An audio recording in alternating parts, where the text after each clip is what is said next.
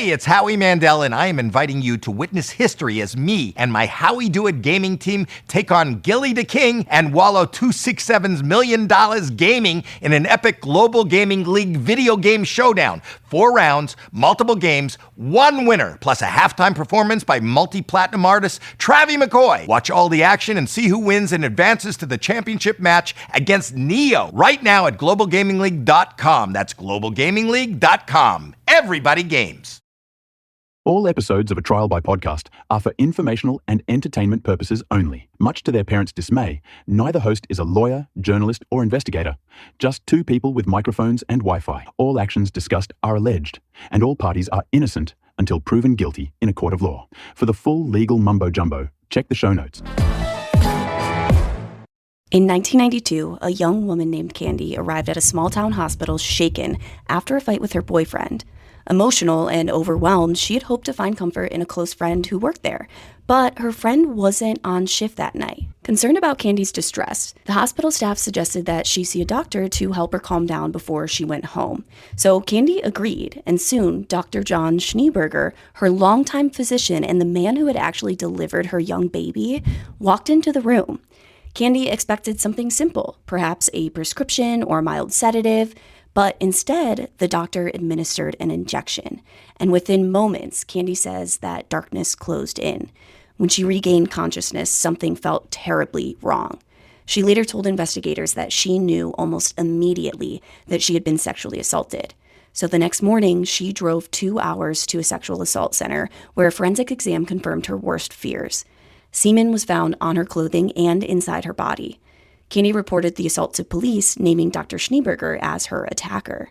And the case seemed straightforward at first, until science appeared to prove otherwise. Schneeberger willingly provided DNA samples again and again, and each test excluded him as the source. And as doubt grew, whispers spread through the community that Candy had fabricated this accusation. So years passed and the case went cold until a shocking new allegation against the respected doctor forced investigators to take another look at the case. And this all revealed a mystery that would leave forensic experts questioning how far someone could go to hide the truth.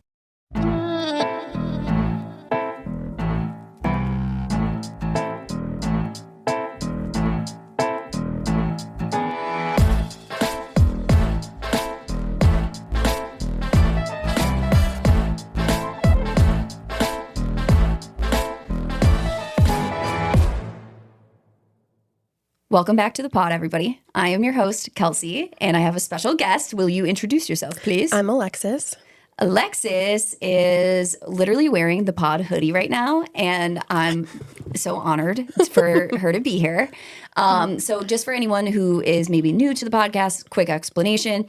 I had a co-host for the first 80 or so episodes, my best friend Emily. She decided to leave the podcast. She has some career goals that she's focusing on. So for now, I've been having guest hosts come on every week. It's been really fun for me. I hope it's been fun for you guys. But just so you guys know, if you're, this is your first episode listening, that's why you're hearing different people. That's why you'll hear a lot of Emily if you go back in our back catalog. But you're always going to hear me telling the story, hosting the show. I do all the research, and the guests are kind of listening, reacting, that sort of thing. The goal is eventually to find a permanent co-host once again. But for now, I'm just having fun with a bunch of different people coming on. It's a good time. Because, hey, for everybody listening, me and Alexis, she was at my 30th birthday party, and we had made these plans to record the podcast today and everything. I had no idea. I texted Alexis earlier this week, like, hey, do you want to come do the podcast sometime? She's like, I'm coming on Sunday. I'm like, perfect. No recollection of making those plans, but here we are. So I think I don't have much business except if you are not following the show, wherever you're listening, if you could please follow us, because I got a notification from Spotify the other day that was like, hey, this is how many people are listening every week, and this is how many people are following, subscribed on Spotify to the show. And it's not the same number, okay? There's less people following and more people listening every week. So it really does help us if you follow us wherever you listen, not just Spotify. That would be awesome. Tell your peeps. Tell your peeps to follow the show. And with that, I think we're going to get right into the story because I've got a crazy one for you today. So, like, if I had planned ahead, I would have really tried hard to pick a case that you didn't know. So I'm 50-50 on if you're going to, but I think this is a lesser known case. Have you heard of Dr. Schneeberger? I haven't. Okay. All right. We're going to dive in. Okay. So I say Dr. Schneeberger, but really today's story is about a 20-year-old woman named Candy. And I'm going to leave out her last name because it seems like she kind of just prefers to use her first name only. So that's what I'm going to go with. Okay. And the story is about what happened to her on Halloween night in 1992. So yes, we were talking about Candy on Halloween. But That's ironic. I would say this story has 0 treats and some tricks. Okay. That's kind of the way I would put it. So Candy actually worked the counter at a local gas station, which is where she spent most of her evening that night. And then at one point, her boyfriend, a guy named Danny, stopped by the gas station, and we don't really know what caused the argument, but they got into a heated argument. So heated, in fact, that Candy simply left work, got in her car, and drove to the Kipling Memorial Union Hospital. And this is in Saskatchewan, Canada, by the way. I should lead with that. And if you watch any documentaries or like TV shows about this case, you'll hear a lot of A's. It's really entertaining. I love it. It's like, I don't know what happened, eh? Sorry to the Canadian listeners. You guys are going to be like, that was a horrible impression. But she drives to the local Kipling Memorial Union Hospital. And she goes there not because she's seeking medical attention, but because, like any woman who just got in a fight with her boyfriend, she's seeking out her best friend to fucking bitch about what happened. You know what I mean? Yeah. We've all been there. And her best friend worked at the hospital. And I love this level of friendship where you're like, I'm in this fight with my boyfriend. I'm going to go to my friend's place of employment so I can talk to her about this right now. Now, unfortunately, Candy arrived at the hospital only to find that her friend was not working that night. And upon this realization, Candy just broke down, sobbing uncontrollably. And I swear I tried to find the tea on what this argument was about. I could not find it because she was, I don't like using the word like hysterical because of the history of how that's been used against women. But like she was not in control of her emotions. She was very much like hyperventilating, sobbing, crying, like, you know, having a breakdown. Yeah. And I don't know about you guys, but I've been there. So no judgment there. And honestly, if you're going to have a mental breakdown, I feel like in a medical center might be like a decent place to do it, right? You would think. Did we say how old she is? She is 20 years old at this point in time. And she's actually a single mom too. I should know. She's got a little baby at home. Now, she's sobbing uncontrollably. We don't know what the fight is about, but we know it's not good, okay? And she's so upset that the staff that was working at the hospital that night they were worried about her. Like, they didn't want to let her leave. They felt like whatever was happening was not good. So they suggested that she stay and see one of the doctors. Now, unable to calm herself down, she agreed. She felt like she needed something to help her chill out a little bit. Now, when the nurses looked into her chart, like her medical history, they saw that her own physician, Dr. John Schneeberger, was on call that night. And so they contacted him to come in and see her. Given her emotional state, it just seemed like the right choice. Like, Candy knew him well. She had seen Dr. Schneeberger many times before, and he had actually been the one to deliver her baby. So this is someone like she knew well, she trusts him. Yeah. And when you're in this sort of emotional state, it's a good choice to have someone that's going to make you feel comfortable as opposed to like a random stranger and you're trying to explain what's going on to them. Now, by the time Dr. Schneeberger arrived, Candy had calmed down slightly. She wasn't like hyperventilating anymore. And he's kind of asking her what's going on. And she tells him that she's just so angry at Danny that she, quote, felt like killing him, end quote. Now, Candy would later clarify that she never intended to harm anyone. She was just trying to convey the intensity of her emotions at the time. And this is one of the things that like true crime has made me purposefully try to stop saying stuff like this. Like, I'm going to kill that because and I guess it's made me think about it every time I say it. It hasn't actually reduced the amount of times I say stuff like that, except for like I used to do this thing. You know when you get mad and you're like, I'm going to kill you? Yeah. But you know when you're like jokingly mad at a friend, like, shut up, I'm going to kill you? I like hyperbole. I think hyperbole makes everything funnier. So I would do this whole like, I'm going to kill you, chop you into pieces, and feed you to the fish, and your family's never going to know what happened to you. And I did stop saying that kind of stuff after true crime, like getting so into true crime. I'm like, oh, that's not going to look good if that has to like get pulled up and, you know, court documents one day. I'm like, especially if it's in text. yeah. I was You putting can't it convey in. the I was jokes. putting it in writing. So Yeah. But yeah, so she's just like, I felt like killing him, trying to convey the level of emotion she was feeling. And Dr. Schneeberger's like, I feel like we should give you something to calm down. And she kind of expected him to give her something mild, like a Xanax, an anxiety medication, like a couple pills, whatever, just to calm her down. But instead, he pulled out a needle and gave her an injection. Now, almost immediately, Candy's entire body went numb. She lost control of her muscles and she collapsed onto the exam table. She later told Forensic Files that she tried to scream as she was falling, but all that she could produce was a low croaking sound. She wasn't even able to like control her own voice. That's terrifying. Now, for a minute, she slipped into like a semi-conscious state, unable to feel anything, unable to move her body. But at some point, she did lose consciousness entirely, according to Candy. Now, this experience for Candy felt fragmented, like a dream missing big chunks, big pieces. But when Candy woke up, she was certain of one thing, that she had been raped. She didn't remember the assault itself, but she could just feel it in her body. When she regained consciousness, Candy was alone in the exam room, and realizing like what she believed had happened to her, she began searching the cabinets and found a sealable plastic bag, I believe for like disposing of needles or like, you know, something with blood or fluids on it. Yeah. And she takes this plastic bag and she places her underwear inside for evidence. Now, even though That's smart. dude, I'm like, the fact that you thought of that instead of just because she has the underwear on when she wakes up. She wakes up fully clothed. So the fact that you thought to like take your pants off, take off your underwear and seal it for evidence is fucking, I mean, what a smart, and this is back in the 90s. Like this was before we had all these TV shows and everything. Like this is really, really smart of her. Especially being 20. Yeah, exactly. That's crazy.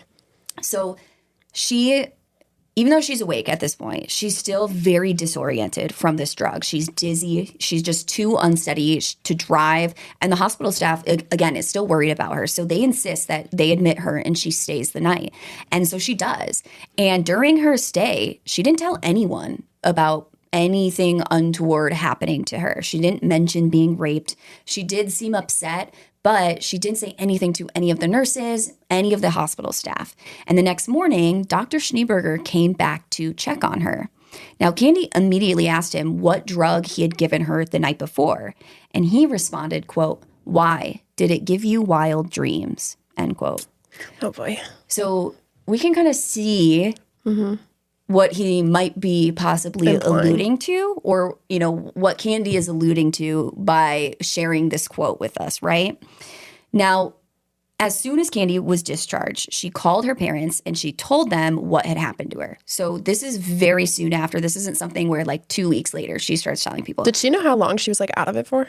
I don't think so. Okay. But my impression was that it was probably like an hour or two, but I'm not 100% sure. So she calls her parents. She tells them what happened to her. And as soon as she's done telling her parents, and she's telling her parents, like, I don't really remember. I'm trying to figure this out. This is what I think happened, and this is what I'm going to do. So her parents are very concerned, but it's one of those things where I think everyone is hoping that she's wrong about what happened, right? So as soon as she gets off the phone with them, she actually gets in her car and she drives 2 hours to a rape clinic to undergo a forensic exam, to get a rape kit done, basically. Why she drives 2 hours away, I'm not sure. I think that it's because this clinic is not just like an OBGYN. It's not just a hospital. Like they specialize in rape kits is what it sounded like. But this just tells you how much she's really invested in getting to the bottom of what she thinks happened. But again, she's not 100% sure. So while she strongly felt that something terrible had happened, a small part of her still hoped that maybe the drugs had simply distorted her perception. Maybe the drugs did just give her wild dreams, you know? However, that hope didn't last very long because the rape kit confirmed her worst fears. There was semen found on her pants, her underwear, and on her vaginal swab. Now, Candy's blood was also tested, trying to figure out what was this drug that she was given because she didn't know. And the results showed that she had been given midazolam, Sorry if I'm not saying that right. I did look it up. Midazolam. And the brand name of it is actually Versed, if that helps anyone out there who knows what these drugs are. But basically, Versed is a pre-anesthetic benzodiazepine and a central nervous system depressant. According to the Mayo Clinic, quote, midazolam is used to produce sleepiness or drowsiness and relieve anxiety before surgery or certain procedures. It is also discomfort or undesirable effects that may occur during or after a procedure, end quote. That's crazy. So this is something that they give you before they give you anesthesia, I think mainly because while they're giving you anesthesia and you're passing out, as soon as you're out from the anesthesia, like you have to be on a ventilator. Right. And in order to put you on a ventilator, they have to shove that tube down your throat before you're actually passed out, right? Like they really have to like time it so like you're passed out enough, but not fully gone to where like you're not breathing on your own yet. And so like that's why they're giving you these things that are like causing you drowsiness and amnesia. So you're not remembering these like, them shoving that tube down your throat and everything is traumatic. Right. This is just my understanding because I know somebody who works for a company that makes those tubes. Okay. I'm not 100% sure on that, but the point is they're giving this to people before they fucking knock them out for surgery. Why are you giving this to a woman when you could just give her a Xanax? Right. And also, like if it was just to make her tired, why would she not be able to move? Exactly. It's not just that. That's not what the drug is made for. The drug isn't made for this type of use of someone like, yeah, she's very upset uncontrollably, but it's not like she's like, choking people out in the hospital or anything like that where like they've got to stop her at all costs. Like it's definitely extreme. Now, with all of this forensic evidence confirming what her body had already told her, Candy filed a police report that day that she had been raped and that she believed it was Dr. Schneeberger who raped her. And can you imagine the feeling of like going into a hospital, you're distraught and they're like, please stay so we can help you feel better. And then now you have learned that you've been raped, right? Like crazy. So when word of Candy's accusations against Dr. Schneeberger began to spread throughout like the hospital and through the community, many people refused to believe her. Dr. Schneeberger was a well-respected member of the community, and he was a well-regarded physician at the hospital. He was a family man. He was married with 2 children, and he even had 2 stepchildren that he treated as his own. His co-workers described him as kind, dedicated, and deeply committed to helping people. And he had dedicated his life to doing just that as a doctor. To them, Dr. Schneeberger was nothing but a good man, and they defended him fiercely. Candy, on the other hand, was a single mother, working the night shift at a gas station. And in the court of public opinion, that contrast mattered. Whispers began to spread that maybe she had made the whole thing up. And some people were suggesting that maybe she was chasing some sort of payout from Dr. Schneeberger. I hate that. And I think it's one of those things where the fact that she just showed up to the hospital unexpectedly is that, they're all looking at this as like if this is some very calculated plan to get money out of him. Now, even though there was no way for her to know that they'd even call him in. That's what I don't understand about that theory. And we're going to get back to there's a lot of theories about what may have happened here. And not a single one makes sense with the evidence. That's going to be my little foreshadowing. Okay. But now, despite all this, police seem to take Candy's allegations pretty seriously. And they did begin an investigation. It wasn't like the authorities completely wrote her off, at least at first. Now, detectives interviewed every hospital staff member who had interacted with Candy on the night of the alleged assault. And each of them said the same thing. Candy never mentioned being raped, and no one had witnessed anything suspicious. With no eyewitnesses and no corroborating statements, investigators quickly found themselves at a standstill with the investigation. The only thing they had was the semen evidence. There was no other evidence or, testimony involved here. And with that, they go to Dr. Schneeberger and they address these allegations with him. And he made what seemed like a very cooperative gesture. He said, well, why don't I just give you guys my DNA so you can test it against the semen? Because I didn't do this and I want to clear my name. And so they're like, that would be great. You're going to do it voluntarily? He's like, yep. I'll have one of the nurses take my blood. So the nurse draws his blood and the DNA was tested. And it was not a match to the semen found on Candy's clothing and on her vaginal swab. Okay. Now, Candy was stunned by the results. Dr. Schneeberger's supporters, however, felt vindicated. They knew he was a good man who would never do something like this, right? So some people went even further, suggesting, kind of like growing on their theory they had before, that she's looking for this payout. And so they started to suggest that, well, maybe Candy had planted the semen herself as part of an attempt to extort Dr. Schneeberger. And when you're thinking it through, you're like, this is great, but whose semen is it? There's a lot of questions here, right? Right. Candy is approached by authorities about this possibility, and she vehemently denies this. She denies any wrongdoing, and she continued to accuse Dr. Schneeberger, insisting that something must have gone wrong with the DNA testing. Maybe his blood sample was tampered with, or maybe it was accidentally switched with someone else's in the lab, or they had mishandled the DNA testing. And so for more than a year after her alleged assault, Candy pushed authorities to conduct a second test. She's like, something happened. I was raped, and he's the only person who could have done this. He gave me this drug. I was raped while I was unconscious, and when I awoke, I was all good. Nothing happened after I awoke. So it had to be him. And she's trying to push them like, hey, get another sample, test it again. But without any probable cause, investigators had no legal grounds to compel Dr. Schneeberger to provide another DNA sample. But ultimately, they didn't have to. They didn't have to force him, because in August of 1993, Dr. Schneeberger once again agreed to provide a second blood sample, saying that he wanted to clear his name once and for all. So this is almost a year after the assault that she's still pushing these accusations against him. And as with the first test, another registered nurse from the hospital drew his blood. So do the cops not watch as this is happening? That's a great question. My impression was, for the first one, they were not watching. Okay. The nurse was taking the blood.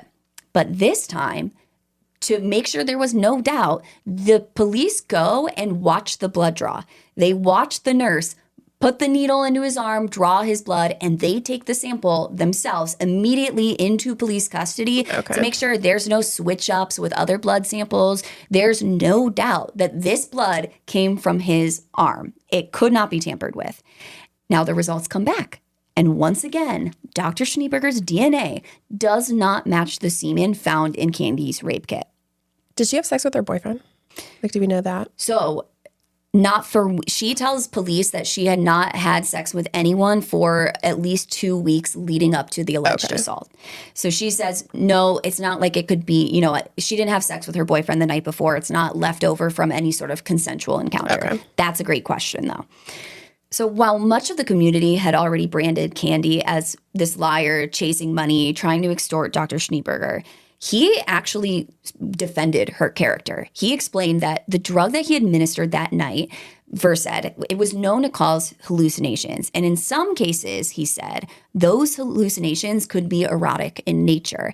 This is something that's documented within the medical community about this drug, that like sometimes it just gives people like erotic hallucinations. It's one of those things, it's like, when you're passed out, you're dreaming, sometimes people are having erotic dreams. Right. And did he say why he chose to give her that over like anything else? I think he says just to calm her down. Like it doesn't seem like people are questioning the drug as much as I feel like they should have been. Like I think that's crazy to like just like a Valium could have done the trick. Yeah, it's not like she's like, I'm hearing voices. Right. You know, I don't know. I just felt like police didn't seem that concerned about this drug being given to her. That's my impression, at least.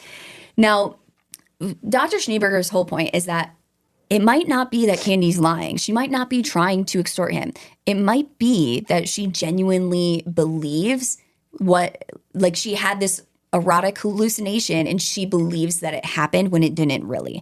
And so he's like, out of everybody, he's kind of the one defending her character somewhat at this point in time. Right. This does change. He does stop defending her character.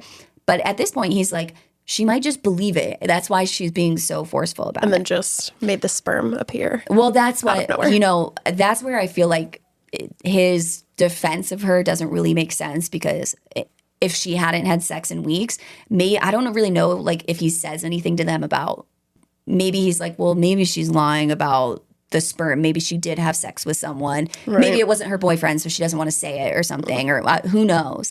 And it was one of those things where he's like, maybe she's not malicious. Maybe she's just mistaken. But I think really with the semen, for police, even though Dr. Schneeberger's like, maybe she believes this, I think that people come to this conclusion where it's like, okay, well, if this didn't really happen and Dr. Schneeberger didn't rape her, then this rape couldn't have occurred. And the fact that semen is there, the only explanation people can really think of is that she put it there somehow.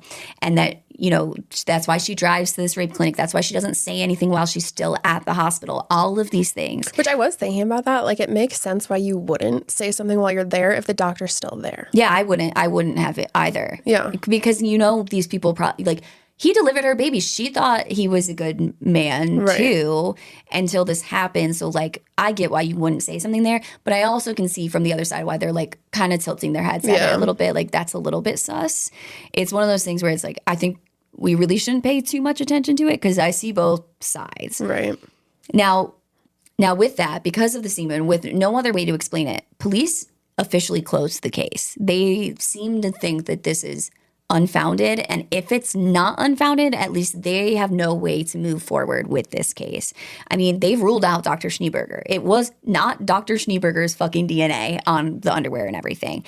And just like that, Candy's accusation was kind of reduced to a footnote. It was unproven, unresolved, and dismissed. And all right, we're going to wash our hands of it now. Now, according to Candy, when this is all happening, the second DNA test, the closing of the case, she is fucking perplexed on what is happening here. But there was one thing that she knew with absolute certainty. She had not planted that semen. She knew that. That's a fact that she knew, and while other people didn't believe it, she knew it was true. And if she hadn't planted it, there was only one possible conclusion. She had been raped by someone. And she also understood something else. That Dr. Schneeberger was a respected physician. He's a man in a position of power. And if he had done this to her, which she believed still, despite the DNA, she believed that it was Dr. Schneeberger, it meant that he could do this again to someone else. If he's getting away with it once, he can do it again. And because of that, Candy refused to give up on this. Instead, she hired a private investigator named Larry O'Brien. And O'Brien had actually worked as an RCMP officer for 25 years before retiring and then like starting his own private investigation company. And here's the thing is like, even though he was a member of the police force for a long time, he didn't really feel bound by the same rules of the law while he was working as a PI. We'll put it that way. Larry O'Brien is I respect this type of breaking the law. He goes rogue. He goes rogue. Now, he doesn't go rogue at first. His first attempt to obtain Dr. Schneeberger's DNA was at least technically legal. What he did was he sent someone, like a colleague or someone who worked for him, to Dr. Schneeberger's office, posing as an employee from the local radio station. Basically being like, we're doing this radio contest giveaway thing, and if you guys all fill out these forms and put them in these envelopes and seal the envelopes, I collect them all, and then we're going to pick a giveaway winner. And Schneeberger fell for this hook, line, and sinker, licking that envelope shut.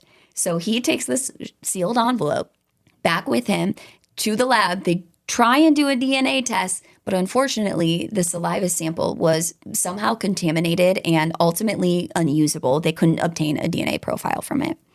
At that point, this is when O'Brien goes rogue. This is when he's like, fuck the rules. We're getting this fucking DNA. Because I think O'Brien really was compelled by Candy's like tenacity to continue to pursue this, even though the DNA was proved not to be Schneeberger's. Yeah. So he takes matters into his own hands. And he breaks into Dr. Schneeberger's car, searching for anything that might contain usable DNA. Inside, he collected 2 strands of hair from the headrest, along with a tube of chapstick. Now, the hairs did turn out to be useless because they didn't have like the roots attached to them still. So if they don't have a root, you can't test them for DNA. The chapstick, however, could be tested for DNA. So Candy took the lip balm to a private laboratory for testing. She paid for this testing herself, and the results were clear. The DNA recovered from the chapstick matched the semen found in Candy's rape kit. Okay. So the question now is, how does Dr. Schneeberger's DNA from his blood not match the semen found in the rape kit, but the DNA found on the chapstick in his car does. Does anyone else have access to his car? That's a great question that we do not know the answer to. Okay. But I think that's the question that starts churning in my mind at this point in the story is, well, did anyone else have access to that exam room? Because remember, Candy wakes up alone. Dr. Right. Schneeberger leaves the room at some point. And people don't have two fucking sets of DNA, guys. I don't know if you knew this, but we all have one DNA profile. So whose DNA is on this chapstick? We don't know. However, Candy believed that it was Dr. Schneeberger's DNA on this chapstick. And she felt vindicated by this. And she brought this information to police saying, hey, we stole his fucking chapstick from his car. We tested the DNA and it matches the semen. But once again, she hits a wall with the police. And it's not really no hate to the authorities here because the chapstick was obtained illegally. Right. It cannot be used as evidence in a court of law. It cannot be used as evidence to get a warrant for anything, for any search, for any DNA, nothing. And even if it had been collected lawfully, investigators couldn't definitively prove that the DNA on it belonged to Dr. Schneeberger. Again, the question is, well, did someone else use the chapstick? Did someone else have access to his car? Anything like that. So once again, even though now some of the evidence is seemingly supporting what Candy said, it wasn't enough to move the case forward. But again, it's like, even if it's someone else's DNA, this to me, and I think to authorities, proves to them that Candy probably didn't plant that semen, right? Yeah. Or if she did, she has now planted that person's DNA on this chapstick that she's lying about stealing it from Dr. Schneeberger's car. But the PI, who was an RCMP officer for years, is the one that's saying, we took this from the car. So it's not just Candy alone saying this. Right. So you could think, oh, this is like some really strategic web of lies.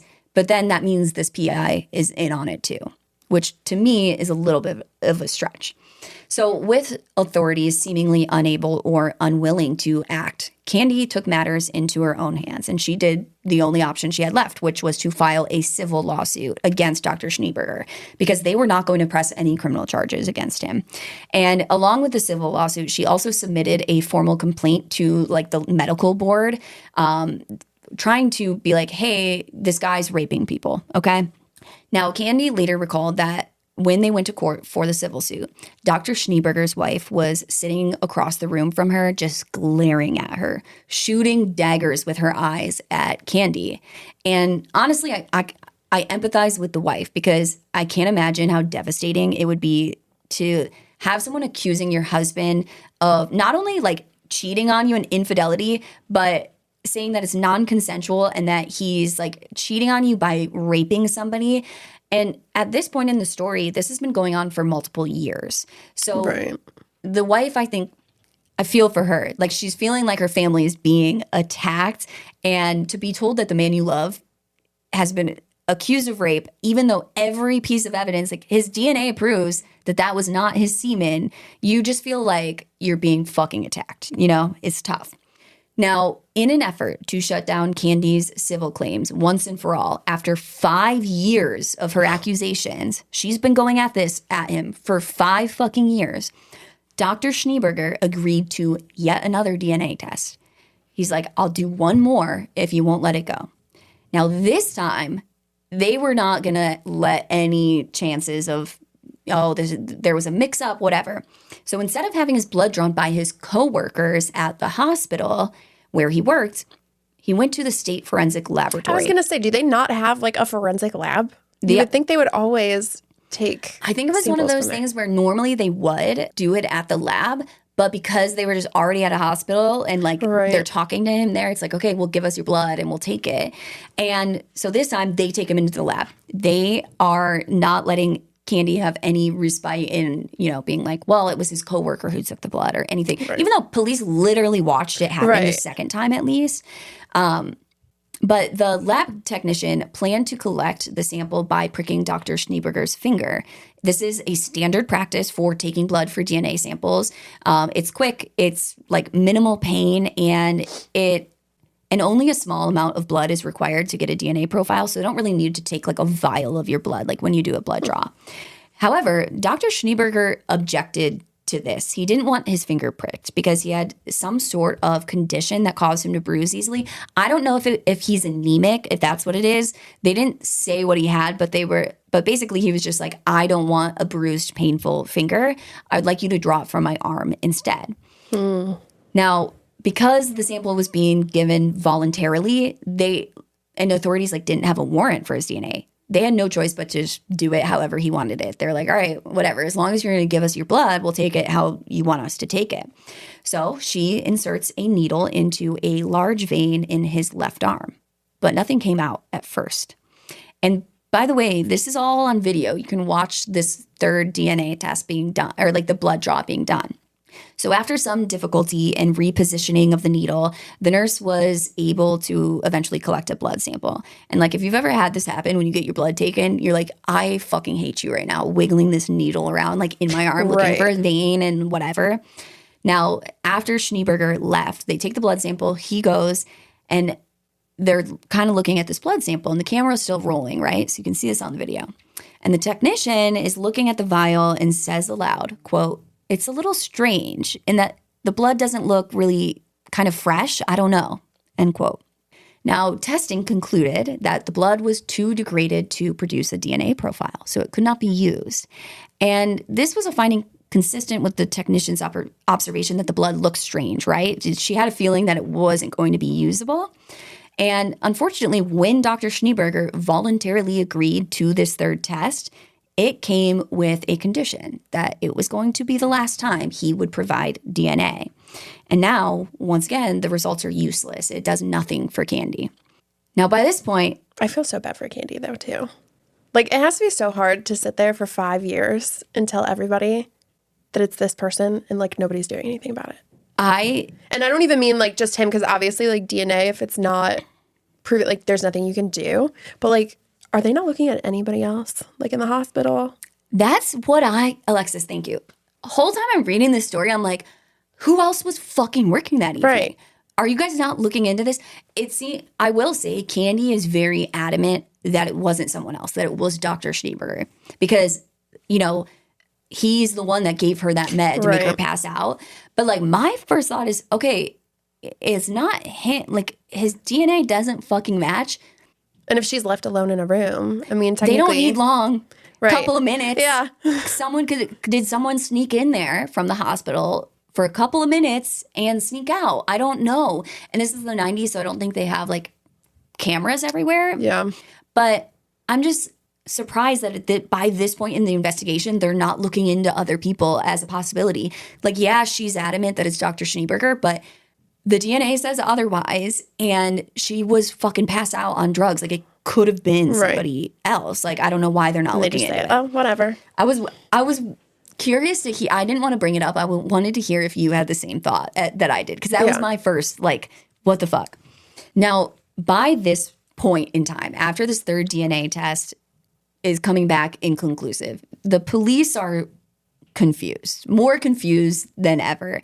Because while the illegally obtained chapstick DNA couldn't be used in court, the fact that it matched the semen and then this blood draw, it has all these anomalies, it's starting to raise some red flags that something isn't right here. Something odd is happening. But still, with 2 DNA samples that didn't match the semen and 1 inconclusive test and 1 conclusive but illegal test, there was no legal way to compel another test. They had nothing. If anything, they had evidence that Dr. Schneeberger had nothing to do with this. And so again, there's nothing more that anyone could do. They had to just drop it and let it go and wonder what was going on. That is, until police received a call from a devastated mother named Lisa Dillman. Now, Lisa's 15-year-old daughter had come to her with some information that I think would shatter any mother's heart. The girl's stepfather, Lisa's husband, had been sexually abusing her for years, coming into her bedroom at night, drugging her, and raping her. Lisa believed her daughter instantly. Her husband, who worked at Kipling Memorial Union Hospital, had plenty of access to sedative drugs. Plus, this was not the first time that Lisa's husband had been accused of something like this, because her husband was, of course, Dr. John Schneeberger. What the heck?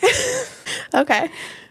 So when her daughter tells her about the abuse, Lisa, first of all, she calls up Schneeberger and she's like, you fucking raped that woman. You raped that woman, didn't you? And he's, of course, denying it, denying that he was raping his 15-year-old stepdaughter.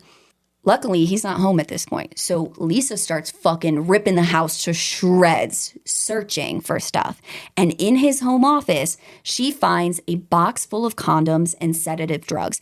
We're talking pills, injections, needles, all of this stuff, including Versed. Like vials or like, you know, the little, what are the little bottles called? The little glass bottles where they pierce the top with the needle and like suck it out. I think those are vials. He's got those of Versed in this box in his home office. And in that moment, she knew that everything Candy had claimed was true. And she had stood by him the whole time for more than 5 years at this point, defending him staunchly, shooting daggers at Candy across the courtroom.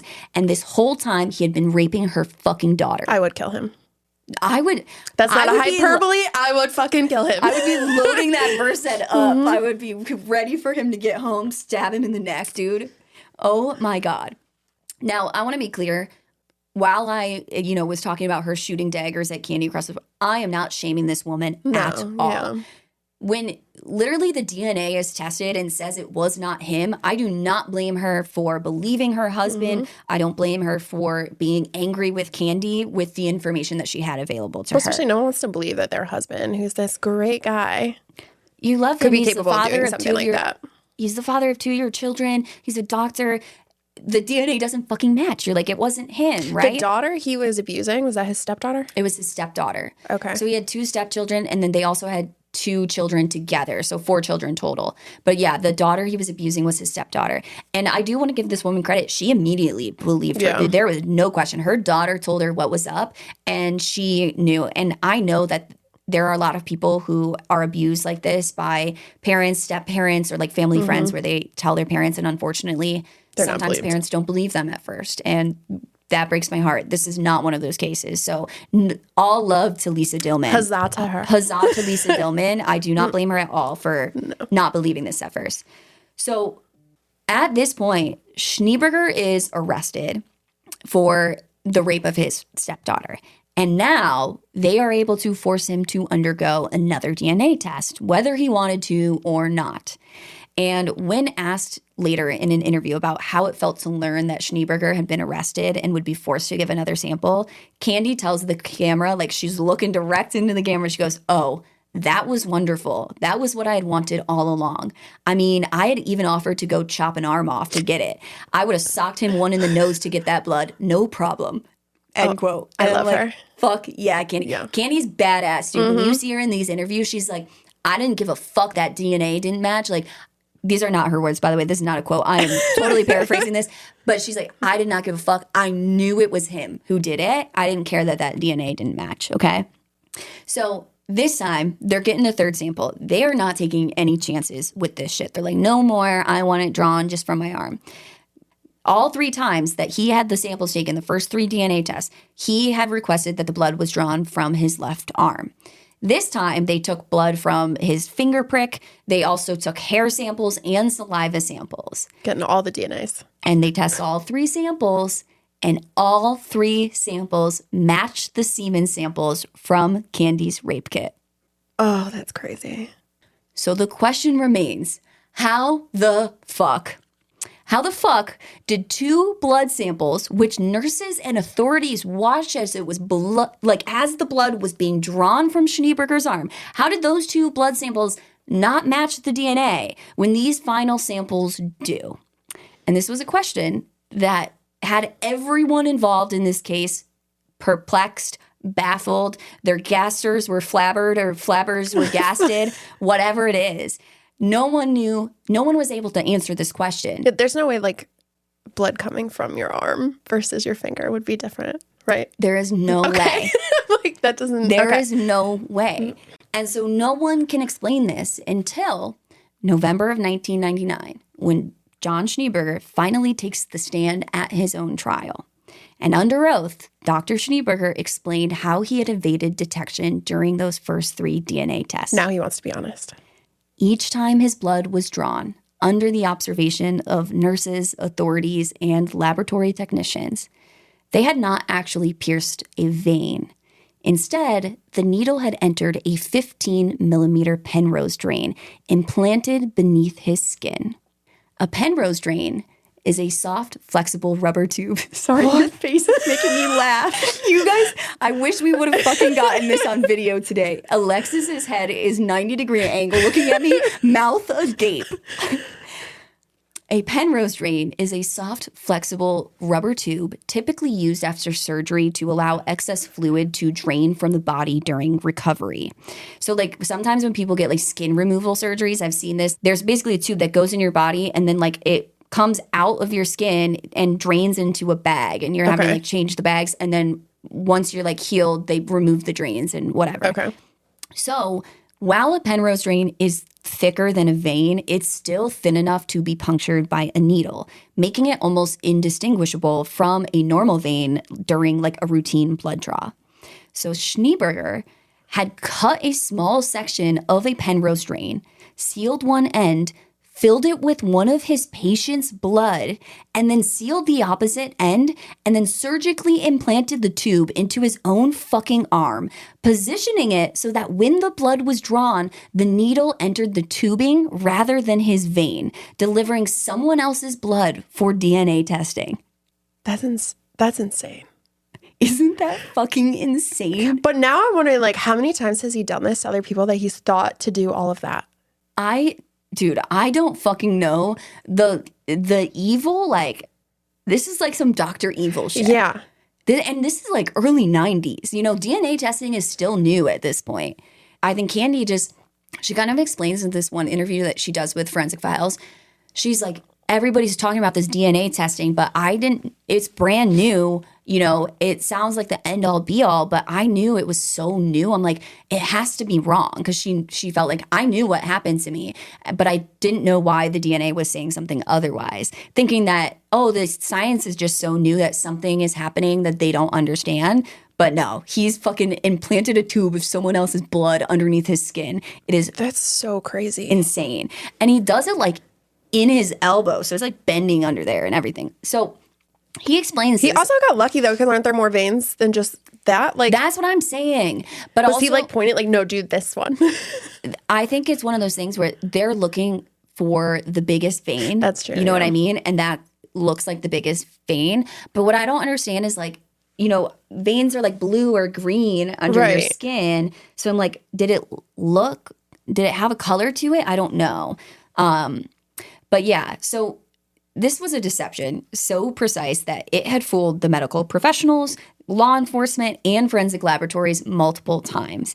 And later, the lab technician from the third blood draw, the one that had inconclusive results because the blood looked weird, she did note, like she told Forensic Files that Dr. Schneeberger's vein appeared, quote, much larger than I would have expected, end quote, and that the entire blood draw felt unusual. And if you remember, like when she first inserts the needle, nothing comes out, and she has to like fiddle with it to get blood to come out. And when investigators later reviewed the video, like in more detail of the third blood draw, they noticed something that they hadn't noticed before. As Dr. Schneeberger is pulling up his sleeve and like flexing his arm, you can see the small tube briefly protruding beneath the skin, because like when he's flexing, it makes it kind of like pop out more, and you can see it, like it looks unnatural and it looks weird. And the other thing is you can tell he only pulls his sleeve up just right above his elbow, because the incision point is like his, you know, halfway towards his shoulder, like in his That's what upper I was arm. wondering too. Like you would think you would notice some sort of, okay, but it started higher. He wore That makes long sense. sleeves, so you wouldn't see the incision point. So that's the reason that blood sample looks strange in the third blood draw, because the third blood draw is more than 5 years after Candy was raped. Wait, so it's been in there the whole time? It has been in there the whole fucking time. The reason the blood looked old was because it had been sitting in his arm for 5 fucking years in that tube. Isn't that insane? Because I was wondering, I was like, you know, when I started doing the research on this case, I knew that he had I started knowing that, and then I'm looking for the details on it.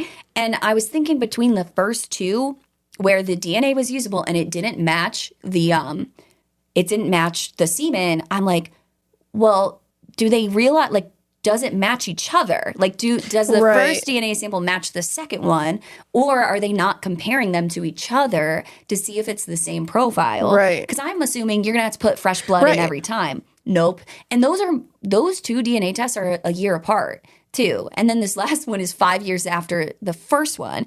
I'm like, this guy is fucking insane. I'm Does like, blood not like congeal over time? it does. That's what I mean. I think he probably harden? like sealed it so it was like airtight, but I don't fucking know. This guy is insane. Now, here's the thing is, even though he's explaining this on the stand, how he faked these DNA tests, this fucking master plan that he had, if you think that this revelation about the blood is an admission of guilt, you'd be mistaken. He still says he's innocent of this. And the reason that he inserted the blood was because he knew that the semen was his, but he did not rape Candy, and therefore he had to use blood that wasn't his to beat the DNA test. Okay. Now, his explanation behind this, I want to give a disclaimer on what I'm about to say. I am 99.9999% certain that he is saying that he knew that the semen was his. I'm 100% certain that he was claiming he was innocent. The details of these claims are a little bit fuzzy because I found what I'm about to tell you in more than 5 different sources, but none of them are like major news organizations. And the major news organizations that covered this case did not mention the explanation behind his defense. Okay. And so that makes me think that maybe this isn't 100% accurate, but it's interesting enough to me, and there's enough question marks without this information that I thought it was worth sharing. But I want to be very clear, I couldn't find the court records or transcripts to confirm that this is what he was claiming on the stand, okay? So I don't know the veracity of it. But what I read is that Dr. Schneeberger claimed that he had been framed and that he knew that Candy was trying to frame him to get this payout, right? Okay. And so he says that he noticed that a used condom was missing from a trash can in his home. And he noticed this before the rape. So he assumes that someone, most likely Candy, must have broken into his home and stolen the used condom from his trash and then planted his semen on her pants, underwear, and inside of her vagina. According to him, this left him with no way to prove his innocence via DNA and forced him to use someone else's blood for the DNA testing, since his own naturally would match the evidence that she had supposedly planted. Okay, so again, I'm not 100% sure. Like, I could not confirm that that was actually his claim. If it was, idiot. Yeah. You're just give it up. Just plead guilty. Right. I don't know, dude. What a fucking idiot. And the jury thought the same thing. They're not persuaded by this whole, oh, I'm so innocent that I inserted someone else's blood in my fucking arm argument that he's giving. And in the end, Schneeberger was convicted of drugging and sexually assaulting Candy, as well as obstructing justice in her case. He was also convicted for the years of sexual abuse that he inflicted on his teenage stepdaughter as well.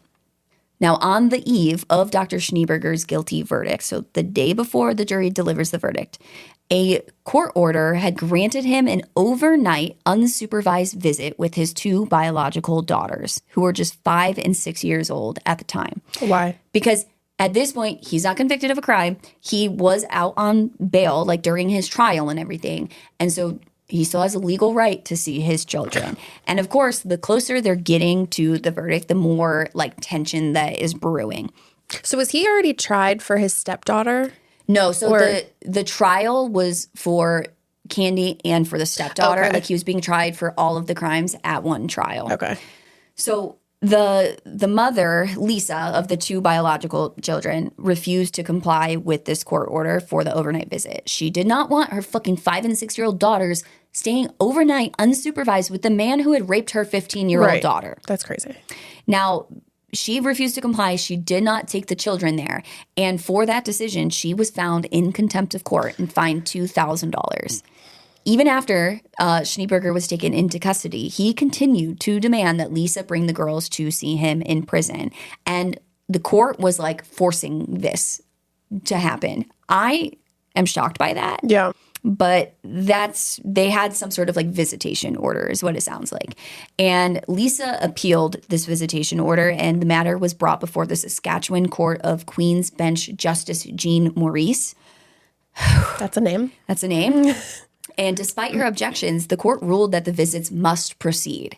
So Lisa was ordered to take the biological children to, and I say biological, all of the children are hers biologically. I mean, his biological children. She's forced to take the girls to the prison where he is at once a month to visit with their father. Now, I feel like you should be able to get something, like, I don't know how it works in Canada, but like some sort of like order of protection. Yeah, I feel like we shouldn't force 5 and 6-year-old children to go visit anyone in prison if their mother doesn't want them to. Especially when that person in prison was raping their fucking sister. Yeah.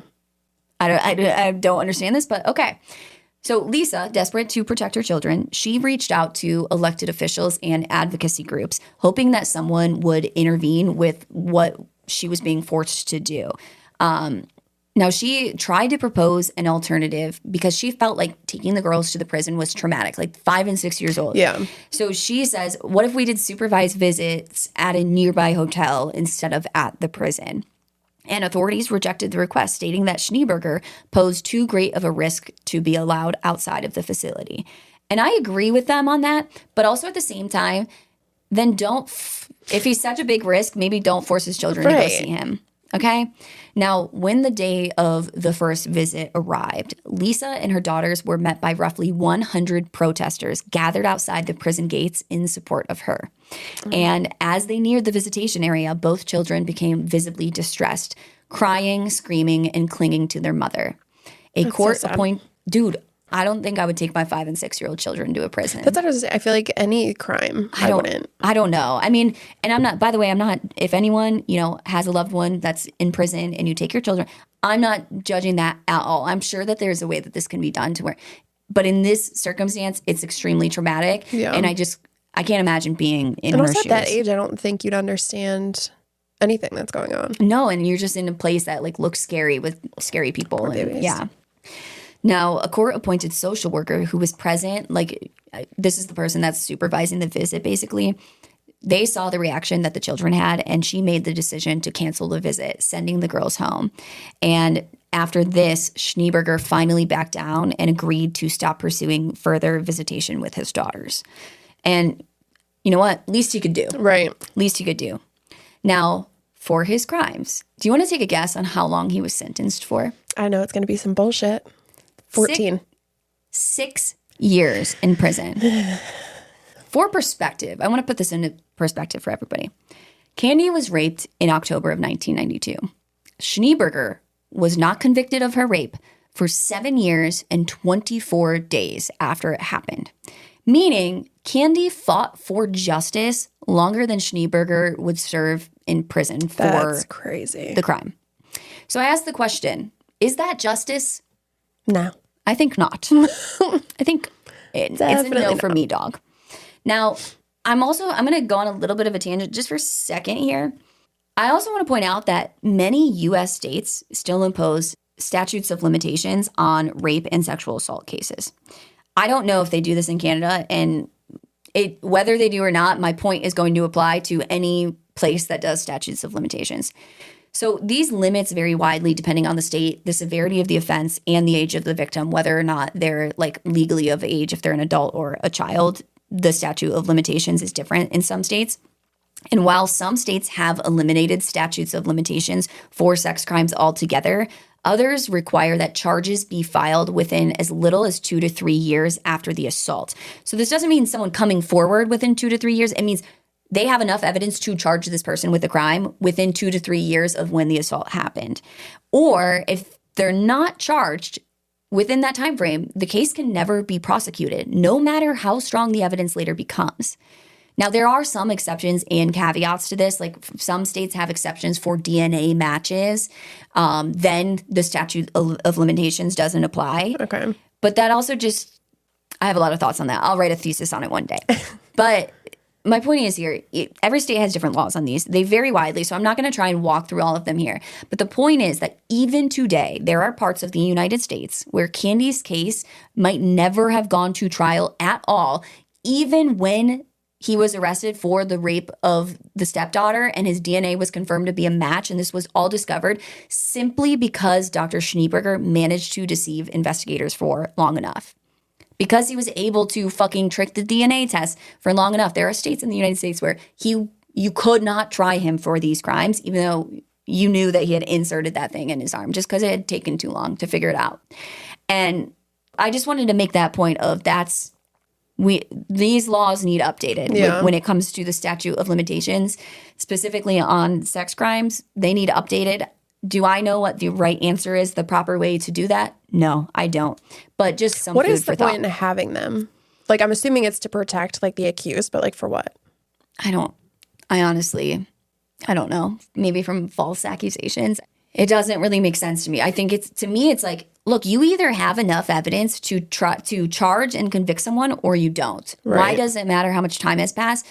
That's my perspective on it. There might be an answer to that question that's reasonable that I just don't know of because I didn't dive too deep into it, but I just was thinking about it when I was thinking about how long it took to get this guy. I'm like, no, some people would have been fucked here, which again, he still would have gone to prison for like what he had done to the stepdaughter. But for both of these crimes, he only got 6 years. So imagine if they had there were 3 charges in Candy's case, charging her, raping her, and obstructing justice. So take away those 3 charges.